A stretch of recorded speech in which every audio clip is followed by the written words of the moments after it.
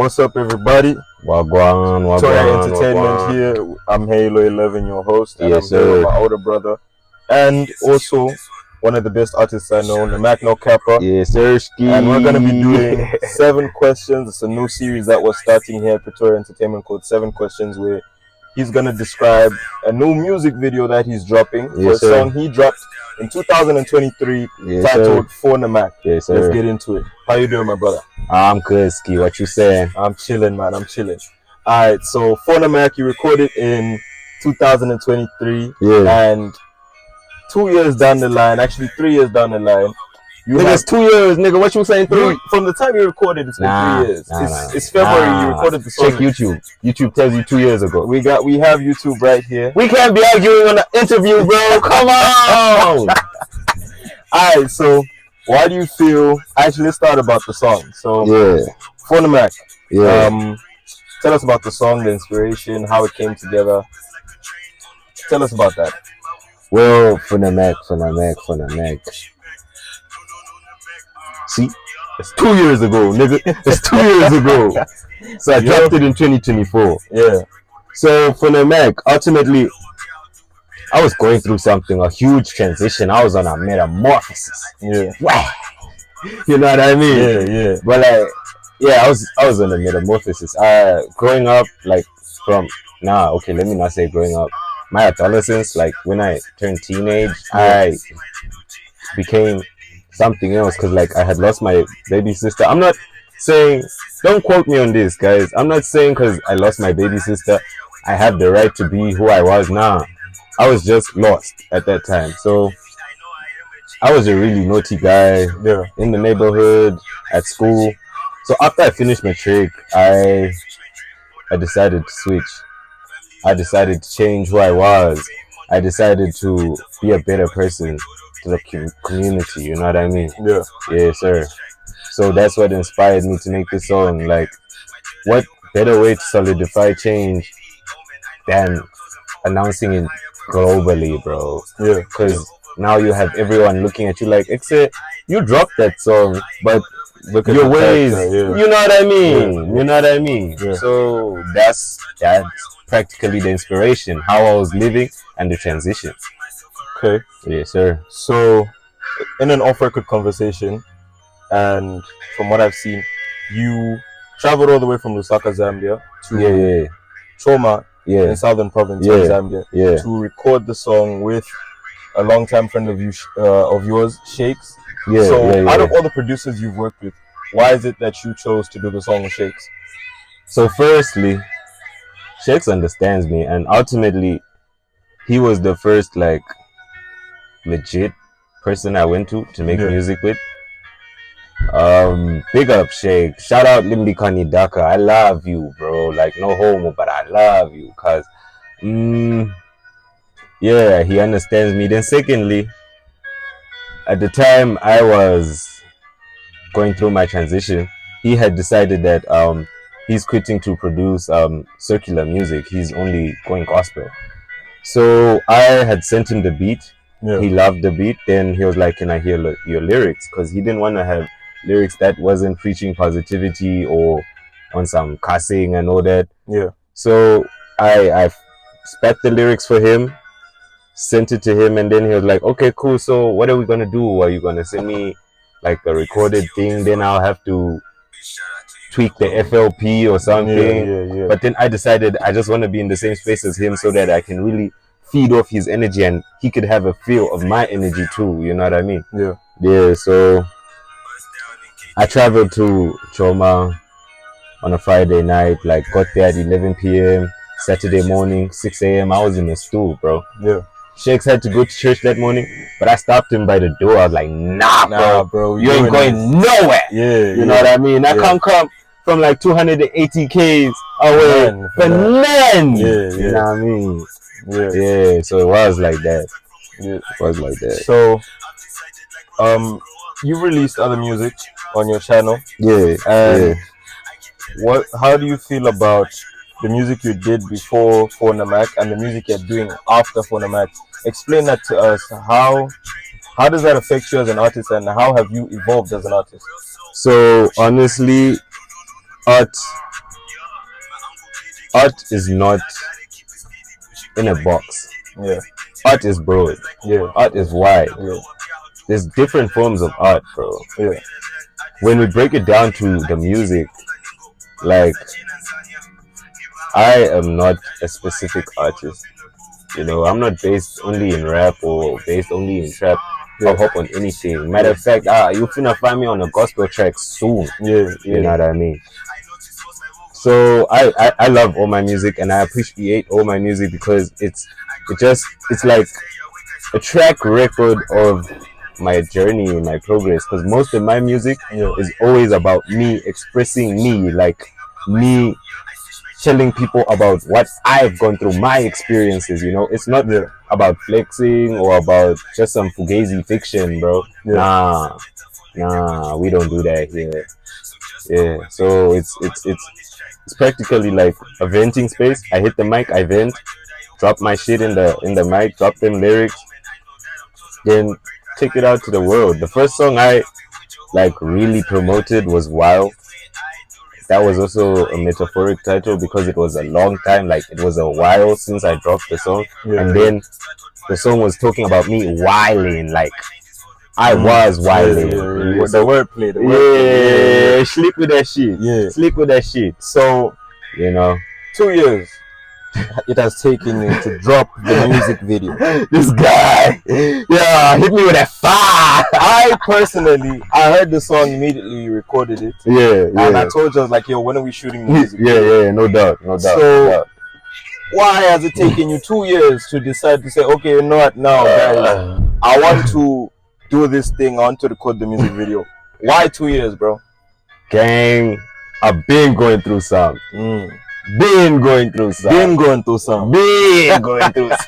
You did. Yeah. So life had its ups and downs, and I feel honestly I wasn't in the right space. First of all, mentally, bro, emotionally, and lifestyle wise, bro. You know, my music. I'm Namak no Kappa, so in everything I do, I'm supposed to be honest, bro. That's the center of everything. Honesty, being humble, you know.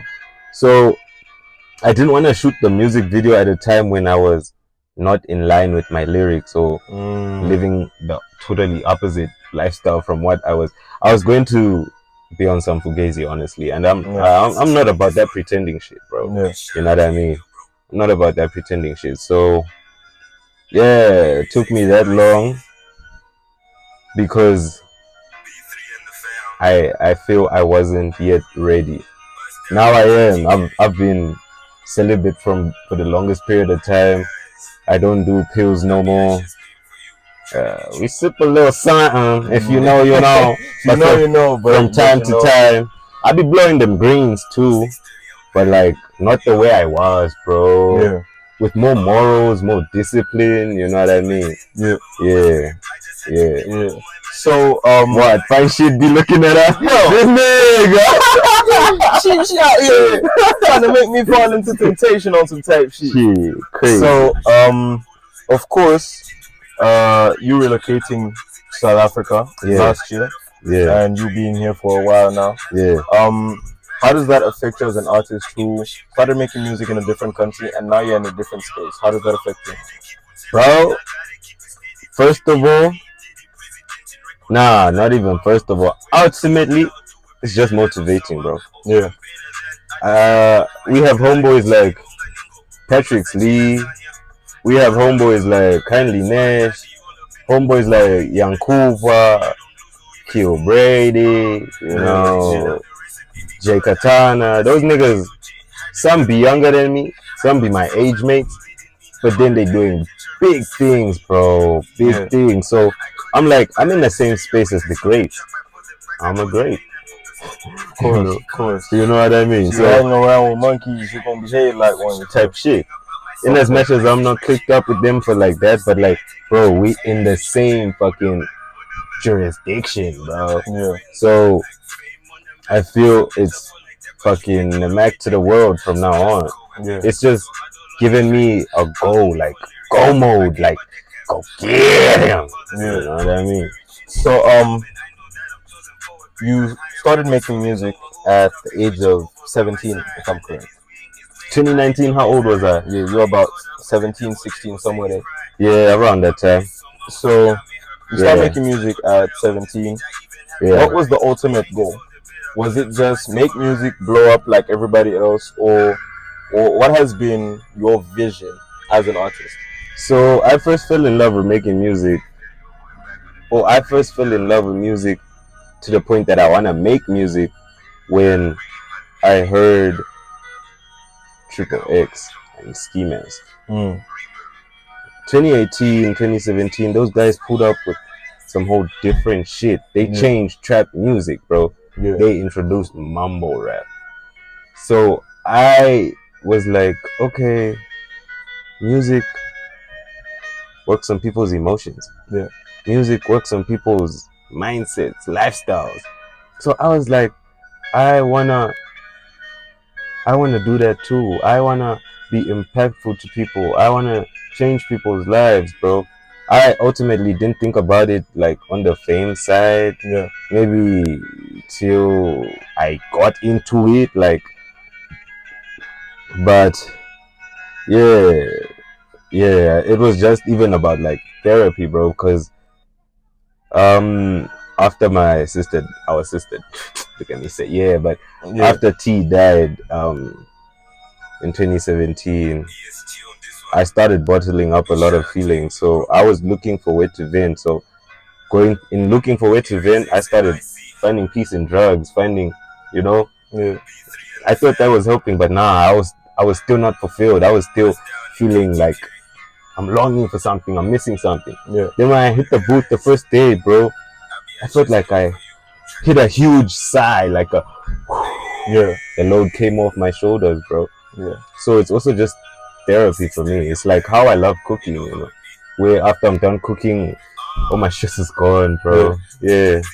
So it was just, that's basically the basics, bro. The foundation about it all. Alright, so what have you learned, or what's been the biggest lesson in the about 6 to 7 years you've been doing music? Shit, it's been 7 years. Yes, my brother. In 2029, you hit 10 years. That's crazy, you ain't thought about it like that, yeah? That's crazy. Yeah. So what's been the biggest lesson in the 6-7 years you've been doing music? Oh, the biggest lesson? Yeah. Like 6-7. No, but the biggest lesson, don't try to be like nobody else. Yeah. Do you for you. Because if you try to mimic what other people is doing, you lose yourself. You will never be happy. Yeah. You will never find fulfillment in what you do. That's why I really emphasize to people to discover themselves quick. The quicker you do that, the easier your life becomes. Yeah. Yes, sir. So that's the biggest lesson I learned. So, let's dive into this a bit more personal, considering this might be, I think this is my 7th question. Yeah. Who is Namak No Kappa? Who is Namak No Kappa? Namak No Kappa, I was gonna say is a boy, but he's not a boy no more. Yeah. So he's a man, a young man with a big dream for Africa. And he's just trying to prove that you can do anything in this world, anything you love, and eventually be accepted for it, and eventually do good through what you love doing. Yeah. And just be a blessing to the world. So ultimately, Namak No Kappa. Oh, hold on. Want those niggas trying to come buy some food? Probably, but yeah. You gonna have to cut this out. You gotta find out, my nigga. That's money. That's money. That's money. Okay, nah, it's cool. It's calm. So ultimately, Namak No Kappa is a young man with a dream to inspire the youths of Africa and our adults too, to show them that you can be who you want to be and express yourself to the fullest in the way you feel comfortable of expressing yourself and still get loved by people and be able to be a blessing to the people. Yeah, that's Namak No Kappa. That's Namak No Kappa. All right, folks. You have it for yourselves. It's Namak No Kappa with us in the building today. You know what I'm saying? 7 questions. Yes, I'm your host, Halo 11. Yes, sir. Go stream for Namak, 12th of March. You know what I'm saying? 12/03/26. Music videos gonna be dropping. Yes, sir. Big things are coming. Yes, this sir. ain't the last interview we're gonna have. Stay tuned. Big love.